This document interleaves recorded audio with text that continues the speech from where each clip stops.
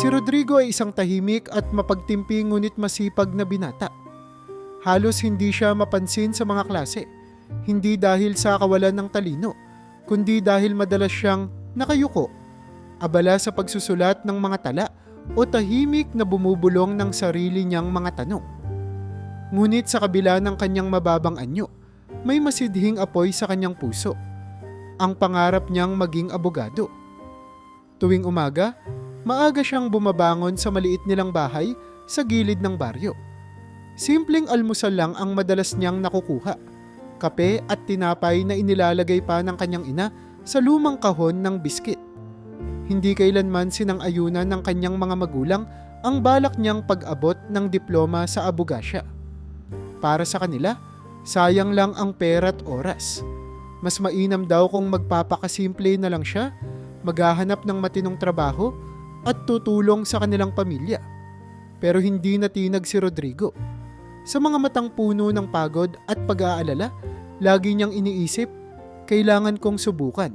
Hindi ko kayang magpatalo sa takot o sa pagdududa ng iba. Sa araw, pumasok siya sa isang universidad na may programang abogasya. Bagamat maganda ang kalidad ng edukasyon, hindi ganoon kasimple ang kanyang sitwasyon.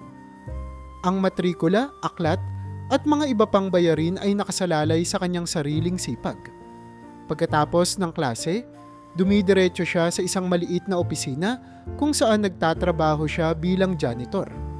Naroon siya hanggang hating gabi, naglilinis ng sahig, nag-aayos ng mga mesa, at nagpupunas ng salamin. Paulit-ulit ang ritual. Tapos ng trabaho, uuwi ng bahay, matutulog ng ilang oras, at gigising muli para sa susunod na araw ng pag-aaral at trabaho. Mahirap, pero naniniwala siyang ang bawat patak ng pawis ay hakbang palapit sa pangarap. Sa kabila ng hirap, nahanap ni Rodrigo ang mga kaklaseng handang magbigay ng suporta at inspirasyon. May 2 o 3 kaklase siyang madalas niyang kasama sa pag-aaral sa aklatan o sa mga maliit na grupo. Hindi nila alintana ang kanyang kasuotan o ang kanyang estado sa buhay. Sa halip, hinangaan nila ang kanyang sipag at determinasyon. Madalas nilang tanungin siya, "Paano mo nagagawa ang lahat ng ito, Rodrigo? Parang hindi ka na natutulog." Isang maliit na ngiti lang ang sagot niya. Pero sa totoo lang, ang mga tanong na iyon ay nagbibigay sa kanya ng lakas. Alam niyang kahit paano, may mga tao pa rin na nakikita ang kanyang pagsusumikap. Isang araw, sa kalagitnaan ng semestre, napansin siya ng isa sa kanilang mga propesor. Ang propesor na ito ay kilalang mahigpit, madalas magsalita ng matatalas na puna sa kanyang mga estudyante. Ngunit noong minsang tinanong niya si Rodrigo ukol sa isang masalimuot na kaso, hindi niya inaasahan ang sagot nito. Malinaw, lohikal, at may lalim. Sa unang pagkakataon, huminto ang propesor sa paglalakad sa harapan ng klase at tiningnan si Rodrigo ng tuwid sa mata. "Mukhang may potensyal ka, Hijo. Hindi ko pa ito nasabi sa iba, pero tingin ko, kung magpapatuloy ka ng ganito, malayo ang mararating mo." Sandali lang ang sinabi niyang iyon, ngunit parang umalingaw-ngaw sa isip ni Rodrigo. Hindi iyon papuri na basta-basta ibinibigay, kaya't para sa kanya, isang malaking hakbang ito patungo sa kanyang pangarap. At sa kabila ng lahat, ang kakulangan sa tulog, ang bigat ng mga aklat, ang masakit na mga salita ng kanyang mga magulang, at ang paulit-ulit na gawain bilang janitor, hindi siya sumuko. Bagamat mabagal ang takbo ng kanyang kwento, unti-unting nabubuo ang larawan ng isang lalaking handang magsakripisyo, hindi para sa pansariling kayamanan, kundi para sa katarungan at dignidad. Ang simula ng kanyang pangarap ay hindi mabango o marangya, ngunit ito'y totoo at puno ng pagsisikap. Ito ang kwento ng kanyang simula, isang kwento ng pagtitiyaga sa kabila ng lahat ng balakid. Kahit sinong makakakita kay Rodrigo sa universidad ay hindi agad mahihinuha ang kanyang sitwasyon sa buhay. Sa panlabas, isa siyang tahimik na estudyante na laging nakasubsob sa mga libro. Subalit sa likod ng mga pahinang iyon, Naroon ang mga hamon na hindi lamang patungkol sa kanyang pag-aaral, kundi sa kanyang pang-araw-araw na pamumuhay. Ang trabaho bilang janitor ay hindi madali. Kapag sumasapit na ang gabi, tahimik na pumapasok si Rodrigo sa gusaling kanyang nililinis. Kinuha niya ang mop, ang timba, at ang ilang bote ng kemikal, tapos ay sinimulan ng trabaho. Pinupunasan ng sahig, nililinis ang mga banyo, at nilalagyan ng wax ang mga sahig ng opisina. Sa mga panahong iyon, naririnig niya ang ilan sa kanyang mga katrabaho. Nagtatawanan habang pinag-uusapan ang kanyang sitwasyon. Si Rodrigo, hindi ka pa rin nagre-resign? Abogado? Naku, mag-janitor ka na lang habang buhay, mas bagay sa'yo. Ang mga panunuyang iyon ay parang kutsilyong dumudurog sa kanyang loob, ngunit hindi niya ipinahahalata. Ngumingiti siya, tumatango, at tahimik na nagtutuloy sa trabaho. Pero sa kanyang isipan, paulit-ulit niyang iniisip, hindi nila alam kung anong pinagdadaanan ko. Hindi nila naiintindihan kung gaano kalaki ang pangarap ko. Sa eskwelahan, hindi rin siya ligtas sa mapanuring mga mata. Maraming kaklase si Rodrigo na galing sa mga kilalang pamilya, mga anak ng mayayamang negosyante at politiko. Madalas nilang itaas ang kilay tuwing makikita siya, tahimik na naglalakad na may bitbit na lumang bag at mga librong halatang second hand. Rodrigo, saan mo ba binili ang libro mo? Sa ukay-ukay? Sabi ng isa habang tumatawa ang kanyang mga kaibigan. Baka naman galing sa library ng barangay nila. Dagdag pa ng isa. Lahat sila ay nagtatawanan. Ngunit si Rodrigo ay hindi tumutugon. Hindi siya makapagsalita. Hindi dahil sa kawalan ng sagot, kundi dahil alam niyang kahit anong sabihin niya ay hindi nila maiintindihan ang bigat ng kanyang pinagdadaanan. Pagdating sa matrikula, laging nakalutang ang kanyang ulo sa alalahanin. Sa bawat semestre, nag-aalala siya kung saan kukunin ang pambayad. Nagpapalipat-lipat siya ng mga part-time na trabaho at nagpapakaipit sa kakarampot na sahod ng pagiging janitor. Tuwing may bayarin sa eskwela, minsan ay napipilitan siyang mangutang, magbenta ng mga lumang gamit o humingi ng palugit. Tuwing natutulog siya sa maliit na silid nilang magkakapatid, madalas siyang gisingin ng sariling isip. Paano kung hindi ko matapos ang kurso? Paano kung hindi ko maipasa ang bar exam? Ano ang mangyayari sa pamilya ko kung mabigo ako? Ang mga tanong na ito ay parang makakapal na ulap na hindi maalis sa kanyang isipan. Sa kanilang bahay, si Rodrigo ang pinakapanganay. May dalawa pa siyang nakababatang kapatid na nasa elementarya pa lang. Minsan, nauuwi siya sa bahay ng hating gabi, gutom at pagod mula sa trabaho at eskwela. Sa hapagkainan, makikita niya ang nanay niyang nakayuko, tahimik na tinitingnan ng halos walang laman nilang hapag. Isang platitong sardinas, kaunting kanin, iyon na ang hapunan. Pasensya na anak, wala tayong maihahain ngayong gabi. Wika ng kanyang ina, bakas ang hiya at lungkot sa tinig. Kahit gutom, pipilitin ni Rodrigo na ngumiti at sabihing, "Ayos lang, Nay. Busog pa naman ako. Kayo na lang po ang kumain." Pero sa totoo lang, naninikip ang kanyang dibdib. Paano kung hindi ko sila matulungan sa takdang panahon? Paano kung hindi ako umabot? Bagamat pinapasa niya ang bigat ng lahat, mula sa panlalait ng mga tao hanggang sa kahirapan ng pamilya, wala sa kanyang puso ang sumuko. May mga gabing humahagulhol siya ng tahimik sa kanyang higaan. Ngunit pagdating ng umaga, titindig siyang muli, handang harapin ang susunod na araw. Buong tapang niyang inilalaban ang kanyang pangarap, kahit na ang bawat hakbang ay tila pag-akyat sa matarik na bundok.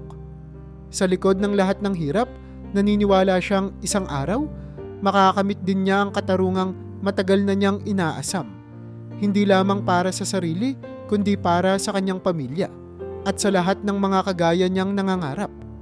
Sa patuloy na pakikibaka ni Rodrigo sa hirap ng buhay at pag-aaral, dumating ang mga pagkakataong nagbukas ng kanyang isipan at nagpatibay ng kanyang paninindigan. Sa gitna ng kanyang tila walang katapusang pagod at sakripisyo, unti-unting sumibol ang mga munting liwanag na nagtulak sa kanya upang patuloy na lumaban. Isang araw, sa loob ng silid-aklata ng unibersidad, nakilala ni Rodrigo si Amelia. Isa siyang tahimik ngunit mabait na kaklase. Sa unang tingin ay tila walang kakaiba sa kanya.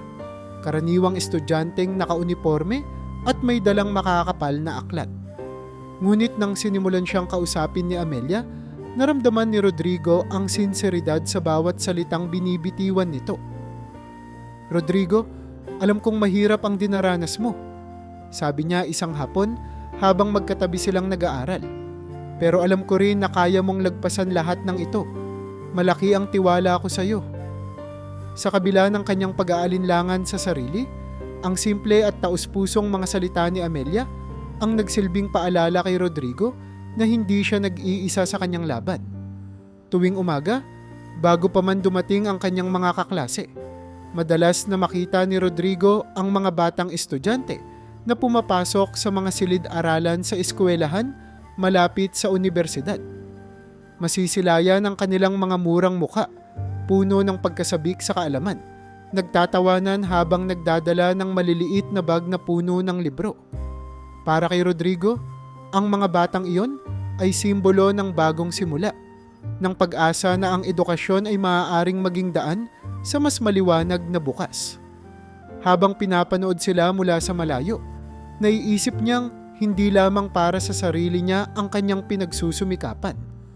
Para din ito sa mga tulad nilang nangangarap at umaasa sa isang mas makatarungang mundo.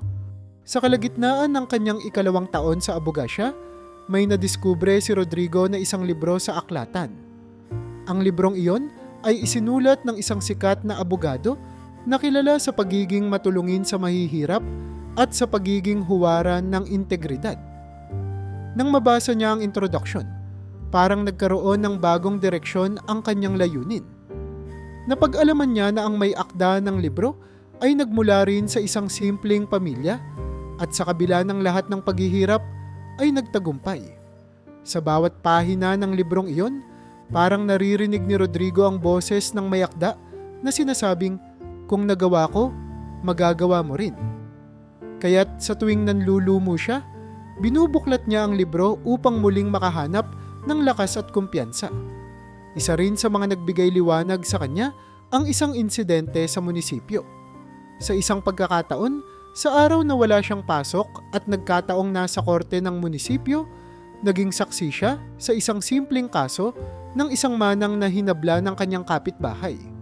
Sa unang tingin, tila karaniwan lang ang kaso. Isang pagtatalo tungkol sa hangganan ng lupa. Ngunit habang pinapanood ni Rodrigo ang takbo ng paglilitis, napansin niya kung paano sinikap ng manang na ipaglaban ang kanyang karapatan kahit wala siyang sapat na kaalaman. Ang abogado ng manang, bagamat abala at halatang maraming kliyente, ay naglaan pa rin ng oras upang tiyaking maiintindihan ng kanyang kliyente ang bawat hakbang ng proseso. Sa sandaling iyon, napaisip si Rodrigo, "Gusto ko ring maging katulad niya. Gusto kong maging abogado na nagbibigay ng boses sa mga taong walang kapangyarihan." Ang simpleng kasong iyon ay nagbigay sa kanya ng mas matibay na layunin, ang maging tagapagtanggol ng katarungan. Higit sa lahat, natagpuan ni Rodrigo ang isang mentor na talagang tumulong sa kanya. Ang kanyang propesor sa legal research and writing ay hindi lamang mahusay sa batas, kundi isa ring tagapayo na handang tumulong sa mga estudyanteng may malaking pangarap. Madalas niyang bigyan si Rodrigo ng mga praktikal na payo at estratehiya kung paano maghanda para sa malalaking pagsusulit, kung paano magpahayag ng malinaw sa harap ng korte, at kung paano balansehin ang oras sa pag-aaral at trabaho. Isang araw, habang nag-uusap sila, tinapik siya ng propesor sa balikat at sinabing, "Rodrigo, tandaan mo, hindi ito tungkol sa kung gaano ka katalino. Ito ay tungkol sa kung gaano ka kadeterminado." Ang mga salitang iyon ay lalong nagpatibay sa kanyang loob. Sa bawat hakbang, natutunan ni Rodrigo na ang inspirasyon ay hindi lamang nagmumula sa malalaking tagumpay. Minsan, ito'y nadarama sa mga tahimik na sandali, sa mga salita ng isang kaibigan, sa simpleng eksena sa korte, sa mga pahina ng isang librong nagbibigay liwanag, o sa gabay ng isang mabuting guro. At habang unti-unti niyang natutuklasan ang mga bagay na ito, naramdaman niyang mas handa na siya sa anumang susunod pang laban. Hindi naging madali ang mga sumunod na buwan para kay Rodrigo. Sa kabila ng inspirasyong dala ng kanyang guro at mga kaibigan, nararamdaman niya ang bigat ng bawat araw na lumilipas. Ang kanyang kalusugan, na noon ay hindi niya gaanong inaalintana, ay unti-unting bumigay. Madalas siyang magkaroon ng pananakit ng ulo at matinding pagkapagod. Sa umaga, nagigising siya ng mas mabigat ang pakiramdam kaysa noong natulog siya. Nawalan na rin siya ng gana sa pagkain at nagkaroon ng mga gabing hindi siya makatulog, kahit pa alam niyang kulang na kulang siya sa pahinga. Sa kabila ng mga sintomas, pinilit pa rin niyang bumangon. Konting tiis na lang ang madalas niyang bulong sa sarili. Samantala, nagkaroon din ng tensyon sa kanilang tahanan. Ang kanyang bunsong kapatid na dati sumusuporta sa kanya, ngayon ay nagiging malamig na ang pakikitungo. "Kuya, parang hindi ka na masyadong nakakatulong dito sa bahay," minsang nasabi ng kapatid. Bagamat masakit marinig, alam niyang may katotohanan ang mga salitang iyon. Dahil sa kanyang pagiging abala sa eskwela at trabaho, bihira na siyang makapagbigay ng oras at lakas sa mga gawaing bahay at pangangailangan ng pamilya. Dumagdag pa rito ang paglayo ng isa pa niyang kapatid na umasa sa kanyang tulong para makapasok sa kolehiyo. Sinubukan niyang magpaliwanag, pero sa huli, naramdaman niya na tila unti-unting nawawala ang suporta ng kanyang pamilya. Nang magkasunod-sunod ang problemang ito, isang masakit na balita pa ang dumating. Napilitan ng kumpanya ng kanyang pinagtatrabahuhan bilang janitor na magsara dahil sa matinding epekto ng ekonomikal na krisis. Nang sabihin ito sa kanya ng kanilang manager, naramdaman niyang tila gumuho ang mundo. Ang maliit na sweldo mula sa trabahong iyon ang naging pangunahing pantustos niya sa matrikula at mga aklat. Ngayon, wala na siyang mapagkukunan ng kita. Napaisip siya kung paano pa niya masusuportahan ang sarili, lalo't lumalapit na ang mga malalaking pagsusulit sa paaralan. Hinanap niya ang kanyang sariling lakas sa harap ng sunod-sunod na kabiguan, pero sa kabila ng kanyang pagsisikap, tila napakahirap bumangon. Sa kalagitnaan ng kaguluhan sa kanyang buhay, naranasan din ni Rodrigo ang isa sa pinakamasakit na kabiguan sa kanyang pag-aaral. Isang mahalagang pagsusulit sa abogasya ang kanyang hindi napasa. Minsan pa, nakatanggap siya ng masakit na puna mula sa ilan niyang kaklase. "Akala ko ba determined ka, Rodrigo?" Usisa ng isa. Ang ilan pa, na dati halos hindi na siya pinapansin, ngayon ay parang natutuwa pa sa kanyang pagkakamali. Para kay Rodrigo, ang resulta ng pagsusulit ay parang palatandaan na kahit anong pilit niya, tila hindi pa rin sapat ang kanyang ginagawa. Sa unay pinilit niyang hindi ito pansinin, pero gabi-gabi paulit-ulit niyang naiisip ang tanong.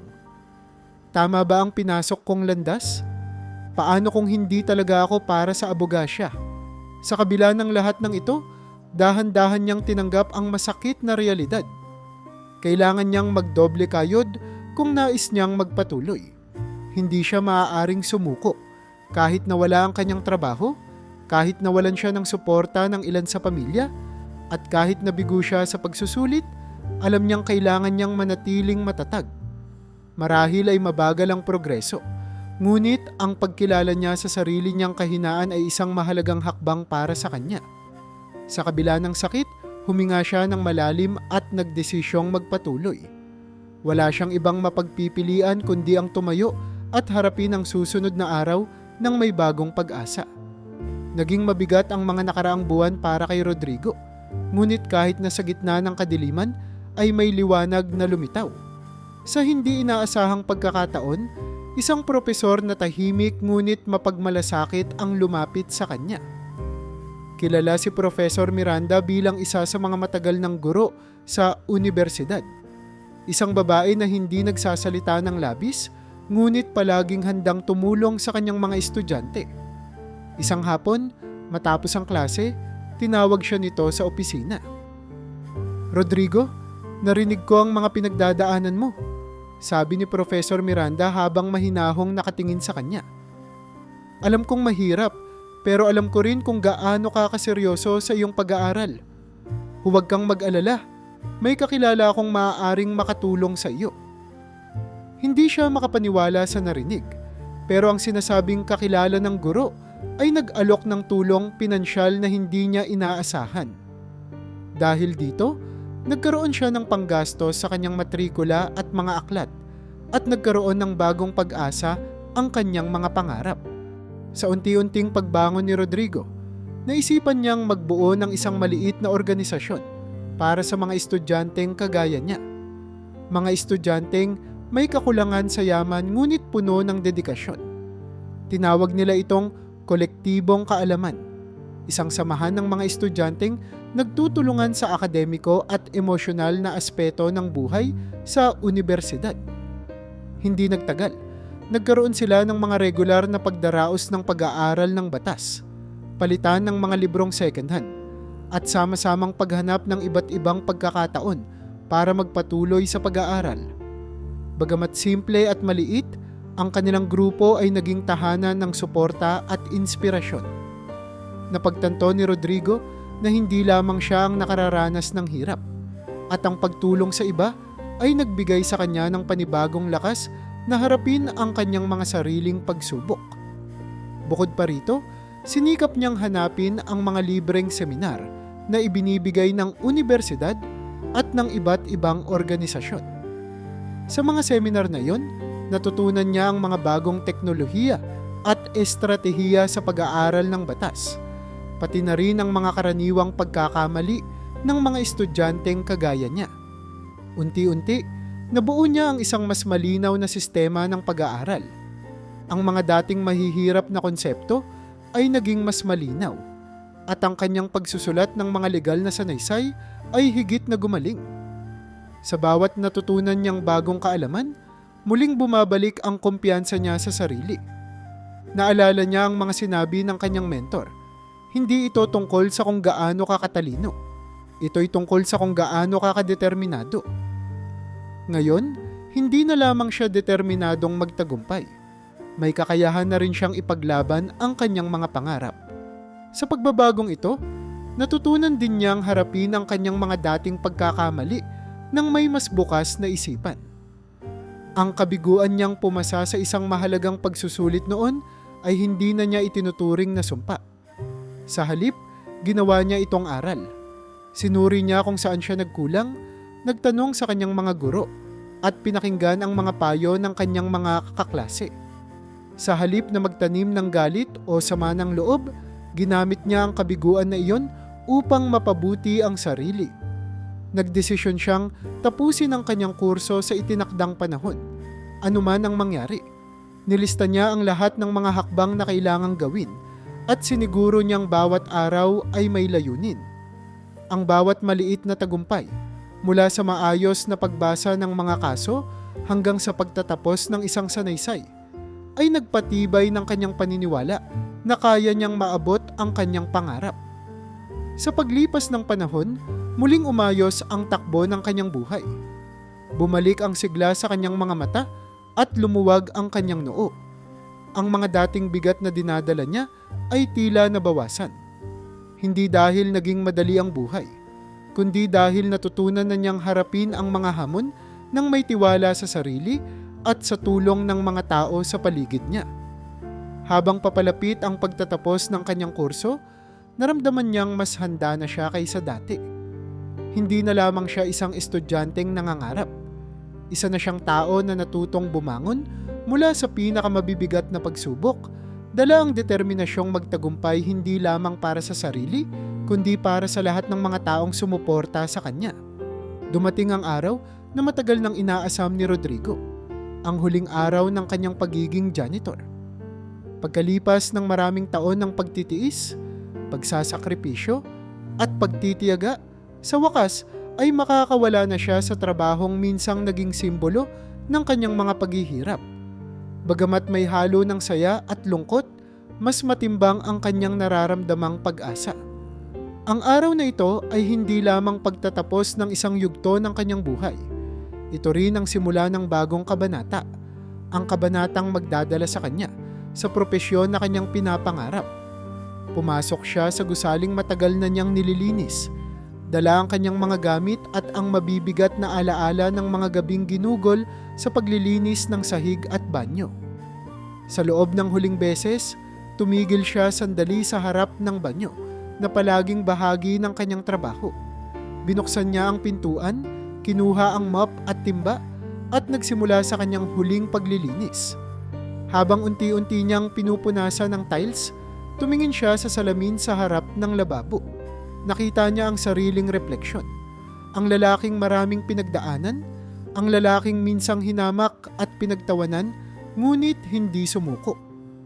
Habang tinititigan ang sarili, tila sumagi sa kanyang isipan ang lahat ng taong naging bahagi ng kanyang paglalakbay. Ang mga guro, kaibigan, at maging ang mga nangutya sa kanya. Sa sandaling iyon, napagtanto niyang lahat ng iyon ay nagtulak sa kanya na maging mas malakas. Habang inilalagay na niya ang huling patak ng wax sa sahig, napansin niyang may kakaiba sa paligid. Tahimik na tahimik. Bigla siyang nakarinig ng mahina at pabulong na tunog mula sa kabilang cubicle. Tulong! Tulong po! Nagulat siya at dali-daling pumunta sa pinanggalingan ng tinig. Pagbukas niya ng pintuan, nakita niya ang isang dalaga. Bata pa, maputla, at walang malay. Kilala niya ito. Si Clara, isa sa mga empleyado ng opisina.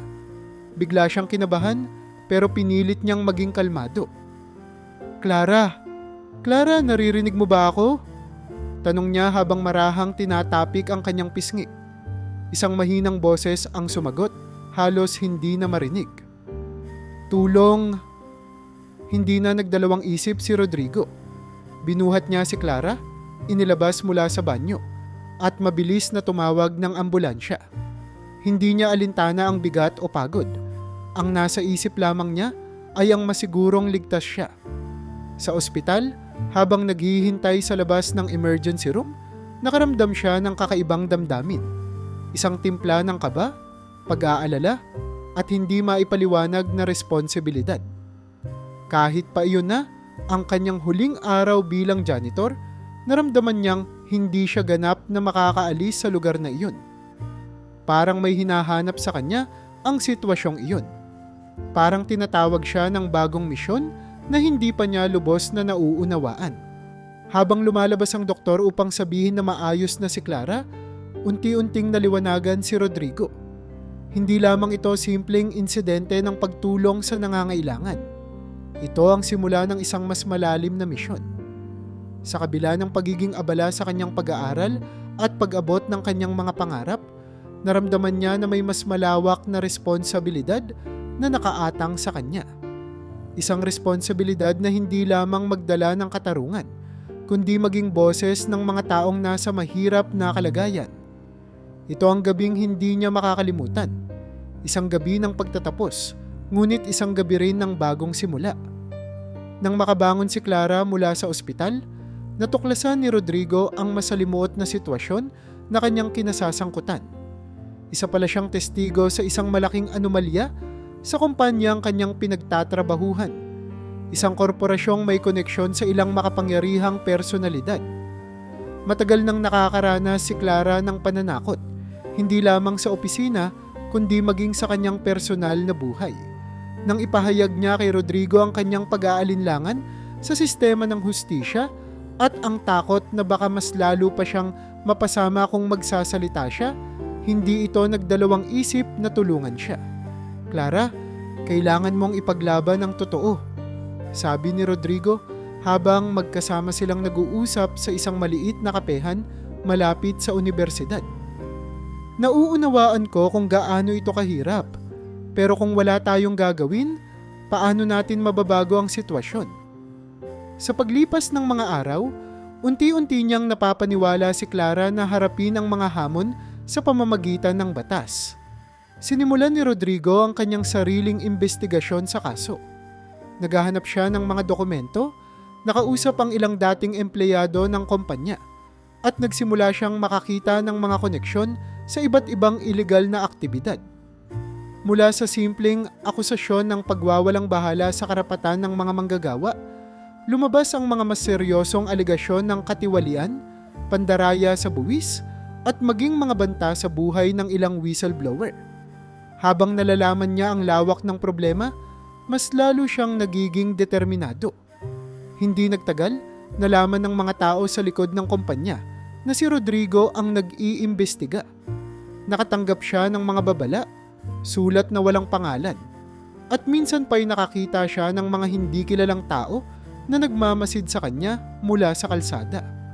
Isang gabi, nang papauwi na siya mula sa isang mahabang araw ng pananaliksik, isang itim na sasakyan ang sumunod sa kanya. Nanlamig siya nang mapansin niyang hindi lang ito simpleng pagkapareho ng ruta.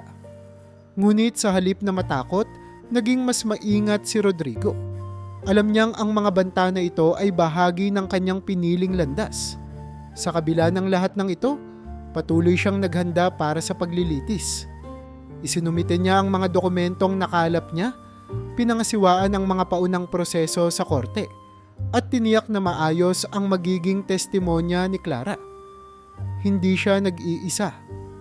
Habang papalapit ang araw ng paglilitis, dumami ang mga sumusuporta kay Clara at Rodrigo. Ang kanilang kaso ay naging sentro ng atensyon ng komunidad. Maraming mamamahayag ang pumunta sa korte upang iulat ang progreso. Ang ilang mga manggagawa mula sa kumpanya ay nagpadala ng lihim na impormasyon upang makatulong. Sa kabila ng takot, may mga tao pa rin ang naniniwala sa kanilang ipinaglalaban. Dumating ang araw ng paglilitis. Ang maliit na silid ng korte ay napuno ng mga tao, mula sa mga taga-suporta ni Clara, mga kinatawan ng media, hanggang sa mga abogado ng kabilang panig na malalamig ang titig at tila ba sigurado sa kanilang panalo. Ngunit nang magsimula ng magsalita si Rodrigo, lahat ay natahimik, malinaw, diretso, at puno ng kumpiyansa ang kanyang bawat salita. Ang ebidensyang ipinakita niya ay mahirap itanggi, at ang mga testimonya ng iba pang mga manggagawa ay nagpatibay sa kaso. Sa kabila ng matinding presyur at mga banta, nanatiling matatag si Rodrigo. Alam niyang ang laban na ito ay hindi lamang tungkol kay Clara o sa kumpanya. Ito ay tungkol sa prinsipyo, ang paninindigan para sa tama, kahit na maraming malalaking pader ang kailangang tibagin. Habang binibigkas niya ang huling bahagi ng kanyang argumento sa korte, ramdam ng lahat ang lalim ng kanyang dedikasyon. At sa huling pagkakataon, nilingon niya si Clara na tila nagsasabing, "Kaya natin ito." Ang araw na yon ay hindi lamang pagtatapos ng isang paglilitis. Ito rin ang simula ng isang bagong kabanata sa buhay ni Rodrigo. Napagtanto niyang hindi na lamang siya simpleng estudyanteng may pangarap. Isa na siyang boses ng hustisya, handang harapin ang anumang laban na kinakailangang ipaglaban. Hindi naging madali ang paglalakbay, ngunit sa wakas ay nagtagumpay si Rodrigo. Ang kasong kinasangkutan ni Clara ay nagwakas sa pabor nilang hatol. Mula sa simula hanggang sa dulo, nakita ng lahat kung paano binigyan ni Rodrigo ng boses ang isang taong muntik nang mawalan ng pag-asa. Sa kanyang pagsisikap at determinasyon, nabigyang katarungan si Clara, at ang dating takot at pangamba sa kanyang mga mata ay napalitan ng pasasalamat at tiwala sa sistema ng hustisya. Ang desisyon ng korte ay nagpadala ng mensahe na hindi na maaaring baliwalain ang mga maliliit na tao. Ang balitang ito ay mabilis na kumalat at umani ng papuri mula sa maraming tao, kabilang na ang mga mamamahayag at tagapagtaguyod ng karapatang pantao. Sa tagumpay na ito, unti-unting lumitaw ang pangalan ni Rodrigo sa mga pahayagan, programa sa radyo, at maging sa mga social media platform. Ang dating estudyanteng nagtitiis sa harap ng panlalait ay ngayon kinikilala bilang isang huwarang abogado. Ang dating tahimik at tila walang kilalang personalidad, ngayon ay nagiging pangunahing tagapagsalita sa mga panayam tungkol sa batas at hustisya. Ang kanyang kasikatan ay nagdala rin ng mas maraming kliyente, hindi lamang mula sa mga ordinaryong mamamayan, kundi pati na rin mula sa maliliit na negosyante at mga organisasyong may layuning mapabuti ang lipunan. Sa bawat bagong kasong kinukuha niya, mas lalo siyang ginagalang ng mga kapwa abogado at mga hukom. Kasabay ng pagdami ng kanyang kliyente ay ang unti-unting pagyaman ni Rodrigo. Bagamat hindi siya naging maluho, nagkaroon siya ng pagkakataong magkaroon ng mas maayos na bahay para sa kanyang pamilya. Ang dating kakulangan sa kanilang hapagkainan ay napalitan ng masustansya at sapat na pagkain. Nakapag-aral na rin ang kanyang mga kapatid sa mas magagandang paaralan. Ang mga kaluluwang dating nag-aalala kung saan kukuha ng pang-araw-araw na panggastos ay ngayoy nakahinga ng maluwag. Sa kabila ng tagumpay na ito, nanatiling nakatapak ang kanyang mga paa sa lupa. Alam niyang ang yaman ay hindi lamang dapat naipon para sa sarili, kundi dapat ring maibahagi upang makatulong sa iba. Dahil dito, nagtatag si Rodrigo ng isang maliit na opisina. Hindi ito marangya, ngunit ito'y may malinaw na layunin. Ang tumulong sa mga nangangailangan ng legal na suporta ngunit walang sapat na pondo. Sa simpleng espasyo, tinanggap nila ang mga kaso ng mga mahihirap, mga manggagawang inaapi, at mga inang nangangailangan ng hustisya para sa kanilang mga anak. Ang kanyang opisina ay naging tahanan ng pag-asa para sa maraming tao. Hindi lahat ng kaso ay nananalo, ngunit bawat isa ay sinisikap nilang ipaglaban ng buong husay at malasakit. Bukod sa mga kaso, naging aktibo rin si Rodrigo bilang tagapagsalita sa mga seminar at symposium. Madalas siyang magbahagi ng kanyang kwento, kung paano siya nagsimula bilang janitor na pangarap lamang ang puhunan. Ipinapaliwanag niya ang halaga ng edukasyon, hindi lamang bilang susi sa personal na tagumpay, kundi bilang isang paraan upang makapag-ambag sa lipunan. Ang kanyang mga talumpati ay naging inspirasyon sa mga kabataan, lalo na sa mga mahihirap, na makita ang posibilidad ng pagbabago sa kanilang buhay sa kabila ng lahat ng balakid. Sa bawat seminar, nakikilala niya ang mga batang tulad niya noon. Mga kabataang nanlalabo na ang pag-asa, ngunit muling nagkakaroon ng lakas ng loob dahil sa kanyang kwento. Ang tagumpay at pagkilala kay Rodrigo ay hindi lamang bunga ng kanyang talino at galing sa batas. Ito'y bunga rin ng kanyang puso para sa mga nangangailangan, ng kanyang determinasyong bumangon mula sa kabiguan, at ng kanyang patuloy na paninindigan para sa katarungan.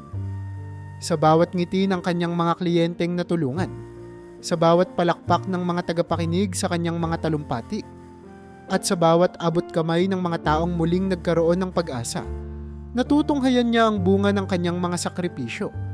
Isang tagumpay na higit pa sa kayamanan o kasikatan, kundi tagumpay ng isang buhay na ginugol para sa iba. Sa kabila ng tagumpay ni Rodrigo, nagpatuloy pa rin ang pagdating ng mga bagong hamon sa kanyang buhay. Isang araw, isang kliyente ang dumulog sa kanyang opisina, dala ang isang kaso na sa unang tingin ay tila imposible. Ang kaso ay kinasasangkutan ng isang maliit na grupo ng mga manggagawa mula sa isang malaking multinasyonal na korporasyon. Nais nilang humingi ng hustisya dahil sa matagal ng pagmamaltrato, hindi makataong kondisyon sa paggawa, at biglang pagtanggal sa trabaho ng walang tamang proseso. Sa umpisa, nag-alangan si Rodrigo dahil alam niyang ang kumpanyang kanilang kalaban ay may napakalaking impluwensya at pondo upang mapalitan ang anumang hatol na hindi pabor sa kanila.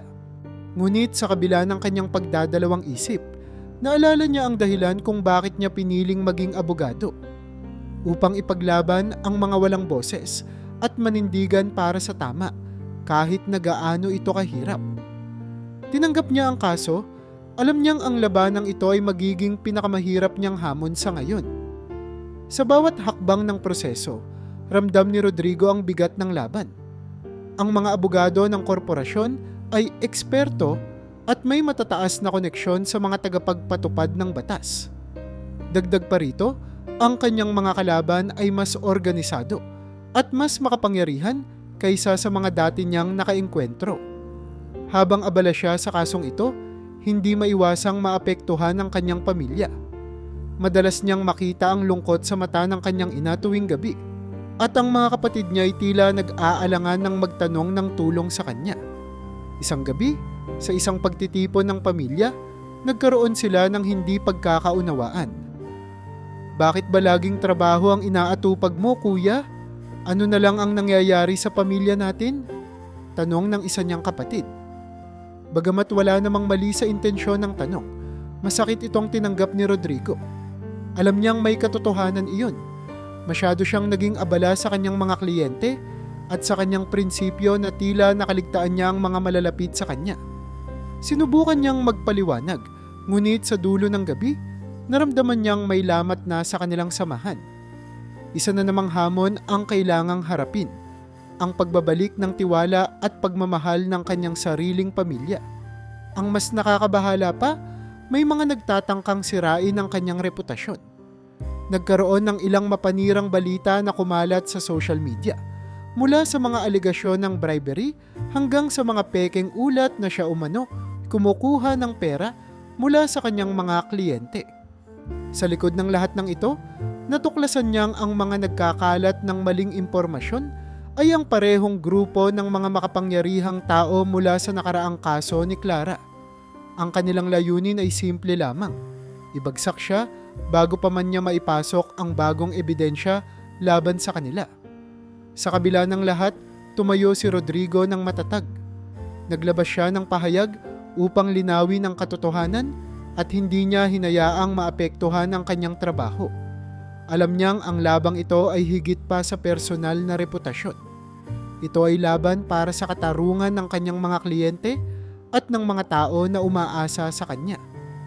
Sa mga panahong iyon, nagiging malinaw kay Rodrigo ang halaga ng paninindigan sa prinsipyo. Sa bawat hakbang ng kaso, sa kabila ng mga paninira, mga away sa pamilya, at mga banta mula sa kanyang mga kalaban, nanatili siyang tapat sa kanyang layunin, ang ipaglaban ang karapatan ng mga naaapi. Kahit minsan ay sumasagi sa kanyang isipan ang tanong kung dapat ba siyang umatras, hindi niya ginawa. Sa halip, mas lalo pa niyang pinatatag ang kanyang determinasyon. Alam niyang ang labanang ito ay bahagi ng mas malaking misyon. Hindi niya alam kung kailan matatapos ang digmaang ito, ngunit sigurado siyang hindi niya kailanman bibitawan ang laban. Nakarating si Rodrigo sa isang punto kung saan kinakailangan niyang magdesisyon sa isang bagay na hindi niya inasahang haharapin. Isa na namang kaso ang dumating sa kanyang opisina. Isang kasong lubos na masalimuot, komplikado at punong-puno ng mga bitag. Ang kasong ito ay tungkol sa isang malaki at maimpluwensyang korporasyon na pinaniniwala ang sangkot sa hindi makatarungang pagpapatalsik sa mga manggagawa, mga ilegal na kasunduan, at malawakang katiwalian. Ilang abogado na ang tumanggi sa kaso, sapagkat alam nilang ang sino mang sasabak dito ay maaaring maharap sa mga malubhang parusa, hindi lamang sa larangan ng propesyon, kundi pati na rin sa personal na reputasyon at kaligtasan. Nag-atubili si Rodrigo. Alam niyang kung ipagpapatuloy niya ang kasong ito, maaaring maapektuhan ang lahat ng itinayo niya. Kung mabibigo siya, tiyak na magdudulot ito ng malaking dagok sa kanyang pangalan. Ngunit paano kung tama ang mga alegasyon?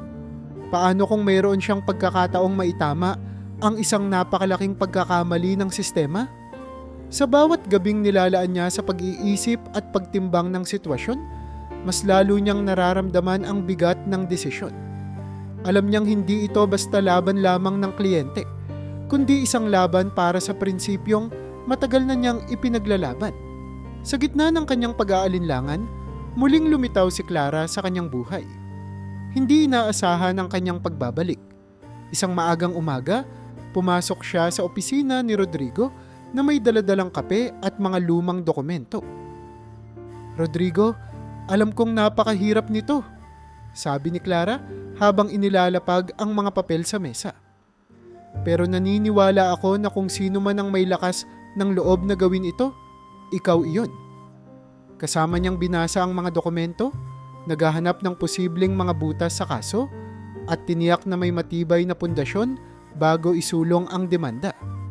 Ang pagbabalik ni Clara ay nagdala ng panibagong sigla kay Rodrigo. Parang isang paalala mula sa nakaraan na minsan na niyang napagtagumpayan ang tila imposibleng laban. Sa kabila ng pag-usad ng kaso, hindi maiiwasan ang mga sakripisyo.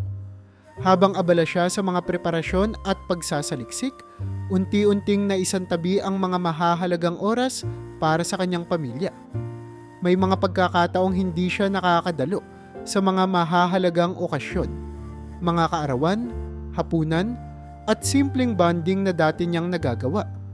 Ramdam niya ang pagkadismaya ng kanyang ina, ang pangungulila ng kanyang mga kapatid, at ang lamig ng kanilang ugnayan. Gayunpaman, sinikap niyang magpaliwanag, kahit alam niyang hindi nito lubos na maibsan ang lungkot ng kanyang pamilya. Dagdag pa rito, hindi lamang profesional na hamon ang kanyang hinaharap. Nagkaroon din siya ng personal na problema na pilit niyang itinatago sa lahat. Ang kanyang kalusugan, na minsang bumuti, ay muling naging alalahanin. Madalas siyang makaramdam ng pagod at sakit ng ulo, at may mga gabing hindi siya makatulog dahil sa sobrang kaba at pag-iisip. Ang stress mula sa kaso at ang pakiramdam ng pag-iisa ay tila bumabalik na naman. Ngunit sa halip na umatras, ginamit niya ang pagkakataong ito upang tumayo ng mas matatag. Sa gitna ng lahat ng ito, nahanap ni Rodrigo ang isang mahirap ngunit mahalagang aral, ang kahalagahan ng balanse. Bagamat nakatuon siya sa kanyang layunin na mapagtagumpayan ang kaso, natutunan din niyang mahalaga ang hindi pagbabaliwala sa mga tao at bagay na nagbibigay sa kanya ng lakas. Sa mga huling linggo bago ang paglilitis, sinikap niyang maglaan ng kahit kaunting oras para sa kanyang pamilya. Hindi ito madali. May mga araw na tila ba naiiwan niya muli sila. Ngunit ang bawat hakbang na kanyang ginawa patungo sa pagkakabalanse ng trabaho at personal na buhay ay nagbigay sa kanya ng panibagong pananaw. Sa huli, nagdesisyon si Rodrigo na ipagpatuloy ang kaso. Alam niyang marami itong pwedeng maidulot, mabuti man o masama. Ngunit ang paninindigan niya sa prinsipyo, ang kanyang dedikasyon sa hustisya, at ang suporta ng mga taong naniniwala sa kanya ang nagbigay sa kanya ng lakas ng loob na harapin ang lahat ng ito. Sa kanyang isipan, malinaw ang kanyang layunin. Kung hindi siya, sino pa ang magtatangkang itama ang mali? At kung hindi ngayon, kailan pa magkakaroon ng pagkakataon para sa tunay na pagbabago? Pagkatapos ng maraming taon ng pakikibaka at tagumpay, hindi nagpatuloy si Rodrigo sa pagiging isang pangkaraniwang abogado lamang. Lumipat siya sa isang mas mataas na antas ng kanyang propesyon sa pamamagitan ng pagtuturo sa unibersidad. Doon, naipasa niya hindi lamang ang kanyang kaalaman sa batas, kundi pati na rin ang kanyang sariling kwento ng pagsisikap. Sa bawat lektura, sinasabi niyang ang batas ay hindi lamang teknikal na larangan. Ito'y isang instrumento ng katarungan. Ang mga estudyante niyang minsan ay walang pakialam sa mas malalim na kahulugan ng hustisya ay unti-unting nahihimok na pag-aralan ito ng may malasakit at layunin. Kasabay nito, nagtayo rin siya ng isang foundation na naglalayong tulungan ang mga nangangarap na maging abogado. Tinawag niya itong Rodrigo Legal Foundation. Ang layunin ng organisasyon ay hindi lamang magbigay ng scholarship, kundi magbigay din ng mentorship at libreng legal na serbisyo para sa mga estudyanteng may mahihirap na kalagayan. Ang proyektong ito ay nag-uugat mula sa kanyang sariling karanasan. Ang pagiging janitor na nagsusumikap upang makapag-aral, ang mga gabi ng sakripisyo, at ang mga taong naniwala sa kanyang kakayahan kahit sa gitna ng kawalan. Sa tulong ng foundation, nais niyang bumalik ang biyayang kanyang natanggap sa panahon ng kanyang pakikibaka. Ngunit hindi rito natapos ang kwento ni Rodrigo. Sa kalagitnaan ng kanyang pagtuturo at pamamahala sa foundation, dumating muli ang hamon. Isang kaso na tila mas mahirap kaysa sa anumang kinaharap niya noon. Ang kasong ito ay nag-ugat mula sa mga makapangyarihang tao na minsan na niyang nakaharap, mga dating kalaban na bumabalik sa eksena. Hindi siya makapaniwala ng matuklasang ang mga taong ito, sa kabila ng kanilang pagkatalo noon, ay patuloy na gumagawa ng ilegal na gawain. Mas malalim ang korupsyon, mas organisado ang sistema, at mas marami silang kasangkot. Ngunit sa kabila ng takot at pressure, alam ni Rodrigo na hindi siya maaaring umatras. Ang labanang ito ay hindi lamang para sa kanyang kliyente, kundi para sa prinsipyo ng hustisya at laban sa katiwalian. Habang isinusulong niya ang kasong ito, lalo pang lumawak ang pagkilala sa kanya. Hindi na lamang siya kinikilala sa korte o sa kanyang universidad. Ang pangalan ni Rodrigo ay umabot sa pambansang antas. Kinilala bilang isang simbolo ng determinasyon at pagsusumikap. Naging inspirasyon siya ng mga kabataang nakararamdam ng kawalan ng pag-asa. Sa bawat forum at talumpati, sinasabi niyang ang hustisya ay hindi lamang para sa mga may kakayahan. Ito'y para sa lahat. Ngunit kailangan natin itong pagsikapan, kailangan natin itong ipaglaban. Ang kanyang tinig ay naging tinig ng marami, at ang kanyang kwento ay naging buhay na patunay na ang tagumpay ay posible kahit sa pinakamahirap na sitwasyon. Subalit, sa likod ng lahat ng tagumpay at papuri, muling lumitaw ang isang panganib. Isang makapangyarihang personalidad mula sa nakaraan ang bumalik.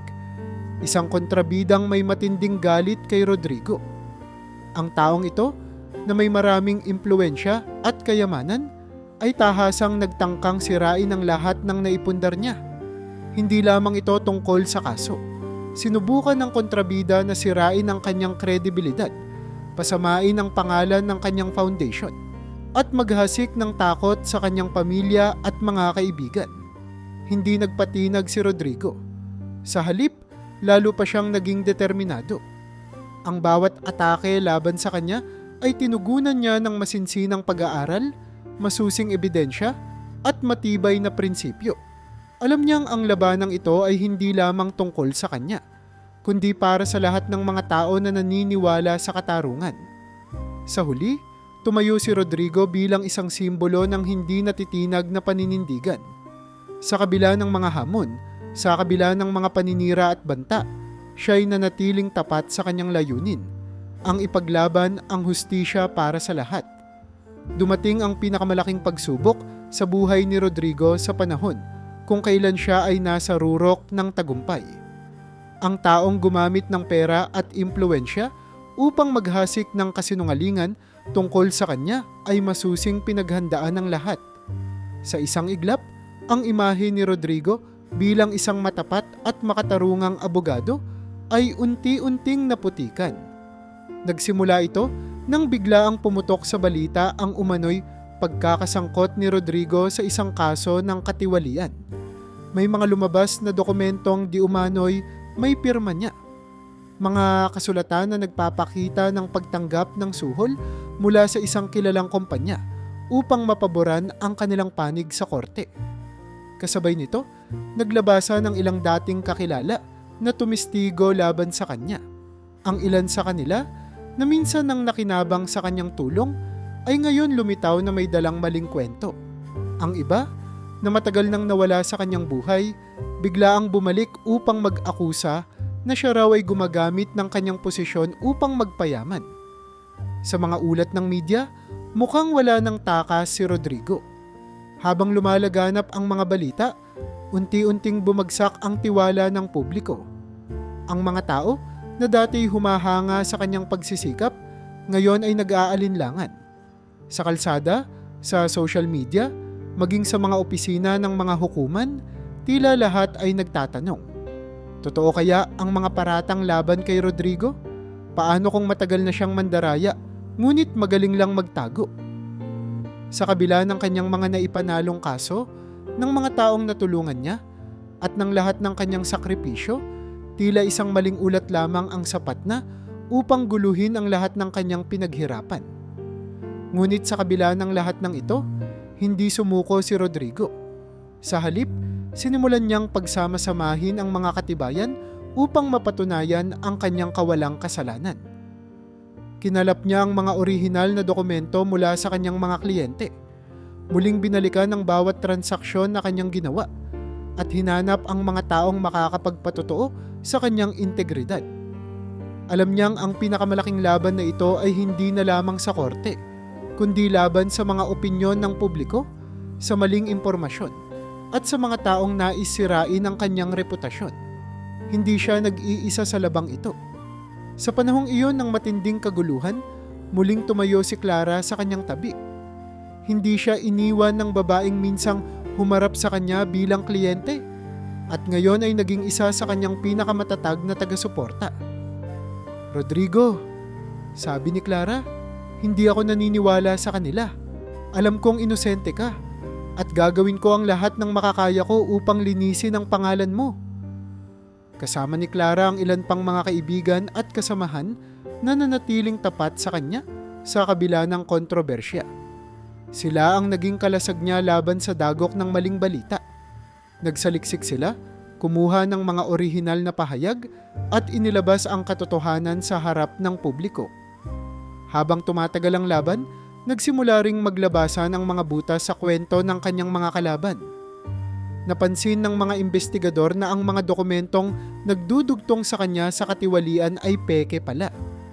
Ang mga tumestigo laban sa kanya ay unti-unting nawala sa eksena matapos mabistong may bayad ang kanilang mga pahayag sa harap ng korte at ng publiko. Isa-isang naibasura ang mga maling alegasyon laban kay Rodrigo. Ang prosesong ito ay hindi mabilis, ngunit sa bawat hakbang, muling bumalik ang tiwala ng mga tao sa kanya. Hindi naging madali ang kasukdulan ng pakikibakang ito. Sa bawat hakbang, ramdam niya ang bigat ng kanyang responsibilidad. Hindi lamang upang linisin ang kanyang pangalan, kundi upang panatilihin ang paniniwala ng mga tao na ang hustisya ay tunay at posible. Sa huli, sa kabila ng lahat ng balakid at paninirang ibinato sa kanya, nanatiling matatag si Rodrigo. Ang kanyang paninindigan sa katotohanan at integridad ay nagpatunay na kahit gaano kahirap ang laban, ang hustisya at katotohanan ay mananatiling nakatayo sa huli. Matapos ang lahat ng hirap at sakripisyo, narating ni Rodrigo ang puntong minsan na lang niyang inasam. Ang matagumpay na pagtatapos ng isang mahabang laban. Ang huling kaso na minsan niyang ikinabahala ay natuldukan na. Sa harap ng hukuman at ng bayan, napatunayan niyang walang batayan ang mga paratang laban sa kanya. Hindi lamang iyon, nagtagumpay din siya sa pagpapakita ng katiwalian ng mga kalaban at sa pagpapatunay ng kanyang prinsipyo. Ang hatol na pabor sa kanya ay hindi lamang nagbalik ng kanyang kredibilidad, kundi nagbigay din ng inspirasyon sa maraming tao. Sa pagbalik ng kanyang pangalan, unti-unti ring bumalik ang tiwala ng publiko. Ang taong minsang pinagdudahan at siniraan ay muling itinanghal bilang isang bayani ng katarungan. Sa mga pahayagan, programa sa telebisyon at social media, muling nabuhay ang mga kwento ng kanyang pagsusumikap. Ang dating janitor na naging huwarang abogado. Hindi nagtagal, nagkaroon ng panibagong kilusan na nagtutulak ng pagbabago sa sistema ng hustisya na pinangungunahan ng mga taong minsang na-inspire ni Rodrigo. Sa pagbubukas ng panibagong kabanata, mas naging makabuluhan ang mga oportunidad para sa mga nangangarap. Ang kanyang foundation ay mas lumawak pa ang saklaw. Mas marami na ngayong estudyanteng mula sa mahihirap na pamilya ang nabibigyan ng pagkakataon na mag-aral ng batas. Mas maraming mga liblib na komunidad ang naaabot ng libreng legal na serbisyo.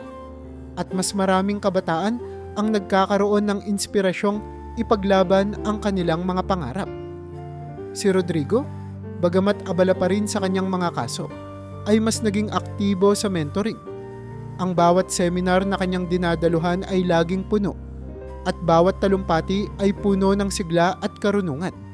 Habang lumalawak ang kanyang responsibilidad sa propesyon, hindi rin niya nakaligtaan ang mga personal na aspeto ng kanyang buhay. Sa muling pagbalik ni Clara sa kanyang tabi, naging mas matatag ang kanilang samahan. Sa lahat ng pinagdaanan nilang pagsubok, natutunan nilang umasa isa't isa. Ang dating kliyenteng nangangailangan ng tulong ay ngayoy naging katuwang niya sa mga adhikain at misyon. Nagkasama silang harapin ang mga hamon at sa bawat araw, mas lalong tumibay ang kanilang pagmamahalan. Hindi nagtagal, nagpakasal sina Rodrigo at Clara sa isang simpleng seremonya. Walang marangyang handaan, ngunit puno ng damdamin at pasasalamat ang bawat sandali. Dumalo ang mga taong naging bahagi ng kanilang paglalakbay, mga kaibigang nanatili, mga pamilyang sumuporta, at mga estudyanteng nabigyan ng pagkakataon dahil sa kanilang foundation. Ang araw na iyon ay naging patunay na ang tunay na tagumpay ay hindi lamang nakasalalay sa karangyaan, kundi sa tibay ng loob, sa tamang prinsipyo at sa pagmamahal. Sa paglipas ng panahon, si Rodrigo at Clara ay nagpatuloy sa kanilang misyon. Magkatuwang nilang pinalawak ang foundation. Sinigurong maabot ang pinakamaraming nangangailangan ng tulong. Ang kanilang tahanan ay naging sentro ng inspirasyon. Isang lugar kung saan ang mga kabataan ay malayang nagbabahagi ng kanilang mga pangarap, kung saan ang hustisya ay hindi lamang pangarap kundi isang realidad. Ang kwento ni Rodrigo ay natapos sa isang masayang pagsasama, puno ng aral at inspirasyon. Mula sa pagiging janitor na walang ibang dala kundi pangarap, hanggang sa pagiging isa sa pinakakilalang abogado ng bansa. Natutunan niyang ang tagumpay ay hindi lamang para sa sarili. Ito'y para sa mga taong naniniwala sa katarungan, para sa mga nangangarap ng mas maayos na sistema, at para sa lahat ng hindi sumuko sa harap ng pagsubok. Sa huli, si Rodrigo ay nanatiling simbolo ng pag-asa, ng paninindigan, at ng isang buhay na ginugol hindi lamang para sa sarili, kundi para sa ikabubuti ng marami.